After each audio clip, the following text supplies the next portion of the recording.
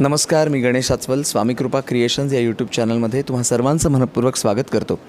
मित्रांनो, एकांकिका नाटक हा प्रत्येक मराठी माणसाच्या जिव्हाळ्याचा विषय असतो आणि एकांकिका स्पर्धा असतील किंवा प्रायोगिक नाटकं असतील किंवा मालिका असतील, प्रत्येक अभिनेत्याला अशी इच्छा असते की आपलं एक स्वप्न पूर्ण व्हावं. आणि जेव्हा उत्तम संहिता, उत्तम दिग्दर्शन, उत्तम टीम अशी सगळी भट्टी एकत्र जमून येते तेव्हा ती स्वप्न पूर्ण होतात. ही सगळी प्रस्तावना करण्याचं कारण असं, नकळत सारे घडले पुन्हा एकदा रंगभूमीवर येतं आहे नवीन संचामध्ये. आणि त्यामध्ये प्रमुख भूमिका करणारे कलावंत आज माझ्यासोबत आहेत, प्रशांत केणी आणि तनिषा वर्दे. प्रशांत, तुला पहिला प्रश्न अर्थात तोच आहे की मुळात एका काळी काही दशकांपूर्वी, खरं तर आम्ही कॉलेजमध्ये असताना हे नाटक बघितलं होतं, ज्यामध्ये जितेंद्र जोशी ही भूमिका करत होता आणि विक्रम काका होते, विक्रम गोखले. आणि आता ते कदाचित त्यावेळेला तू बघितलं नसशील, पण आता ही भूमिका तुझ्याकडे आली तेव्हा तू कशा पद्धतीने विचार केलास आणि तुला काय सांगावं असं वाटतं ते सांग. जसं तुम्ही म्हणालात की ते नाटक मी पाहिलं नव्हतं, पण त्याबद्दल ऐकलं खूप होतं. म्हणजे जेव्हा ही सिलेक्शन प्रोसेस सुरू होती, सो तेव्हाही मला बरेच जण म्हणाले की अरे तो रोल खूप चांगला आहे, खूप छान आहे.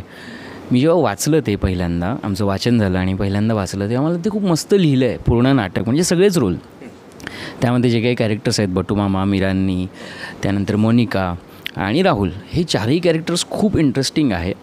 आणि हळूहळू म्हणजे एक सुरुवातीला असता आपण आपल्याप्रमाणे वाचत असतो, नंतर जसजशी रिहर्सल सुरू झाली, विजय सरांनी काही गोष्टी सांगितल्या ज्या की अशा होत्या की अच्छा, ह्याचा मी विचारच केला नव्हता. म्हणजे आम्ही एक इंटर कॉलेजिएट कॉम्पिटिशन्स करतो, त्यामुळे आमचे डिरेक्टर्स म्हणा किंवा हे ते आमच्यापेक्षा फार पडतं 5-7 वर्ष वयाने मोठे असतात. पण जेव्हा विजय केंकरेंसारखे दिग्दर्शक असतात तेव्हा एक वेगळी बाजू कळते. आनंद सर आहेत को आर्टिस्ट आमचे, किंवा श्वेता मॅम आहेत, ते प्रत्येक वेळी म्हणजे बऱ्याचदा असं व्हायचं सुरुवातीला की एक विशिष्ट प्रकारेच माझं पॅच व्हायचा किंवा बरेच, तर मग बऱ्याच गोष्टी त्यांनी सांगितल्यासुद्धा की हे इथे असं इम्प्रूव्ह होऊ शकतं. चांगलं होतं ही गोष्ट आहे, पण त्याचबरोबर इम्प्रूव्हमेंट या ठिकाणी पण अपेक्षित आहे. सो प्रत्येक दृष्टीने म्हणजे डिरेक्टर्स असो किंवा को आर्टिस्ट असो, प्रत्येकाने मदत केली मला. आणि त्यानंतर आत्ता थोडंफार कुठेतरी ते यायला लागलं आहे. आणि ते कॅरेक्टर असं आहे की तो थोडंसं एका कौतुकामुळे थोडंसं हललेलं आहे आपण म्हणू शकतो, पण अगदी नाही की अगदी त्याला वेड्याच्या इस्पितळात ॲडमिट करावं. सो त्यातली एक जी थिन लाईन आहे ती जास्त कठीण आहे, तो तिथपर्यंत पोहोचण्याचा प्रयत्न करतो आहे. मुळात हा जो विषय आहे, जरी तो 2001 साली मांडला गेला असला जेव्हा आम्ही कॉलेजमध्ये होतो तेव्हा, तरी तो 2024 सालाला पण रिलेट करतो. आणि तू सुद्धा अभिनयाच्या क्षेत्रात करिअर करतोयस, तर हे सगळे प्रसंग वाचताना, सादर करताना नेमकं मनात काय येत होतं? एक व्यक्ती म्हणून कसा विचार होता? खरं सांगायचं तर माझ्या घरून पण सुरुवातीला जेव्हा मी आलो तेव्हा पण थोडाफार अपोज होता, इतका नव्हता.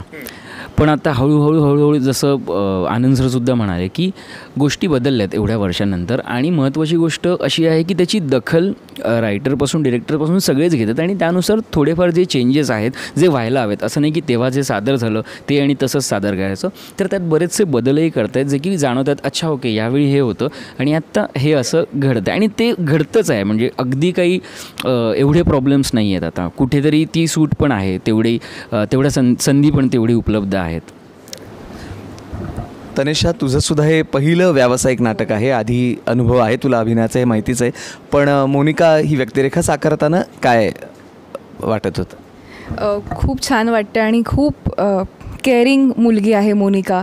तिला खूप काळजी आहे राहुलची खूप जवळची मैत्रीण आहे ती.